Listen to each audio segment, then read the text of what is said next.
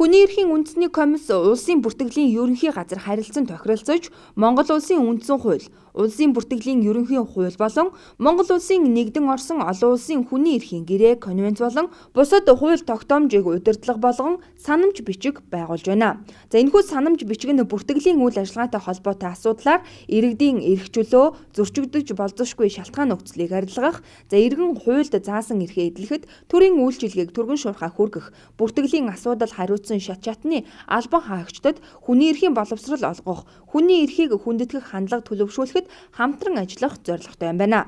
Нас орсон хүний эсвэл гадаадад яваа хүмүүсийн оронд саналаа өгдөг, барьдаг гэдэг олон зөрчлүүд байдаг шүү дээ. Энийг арилгахад дээр нэмээд энэ бүртгэлийн чинь замраагүй байдлаас болоод хүмүүс энэ дундуур нь заллин хийх боломж бас их бүрдээд байна шүү дээ. Ингэснээс болоод хүмүүсийн өмч хөрөнгөнд талдах, хүмүүсийн эрх их хэмжээгээр зөрчигдөх.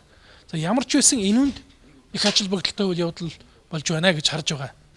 За явцланд нууцлыг хадгалах, нууцлыг задруулахгүй байх талын юмнуудын мэдээжийн хэрэг энэ асуудлыг хэрэгжээд ирэхтэй зэрэг тодорхой гарч ирэх болов гэж бодож байна.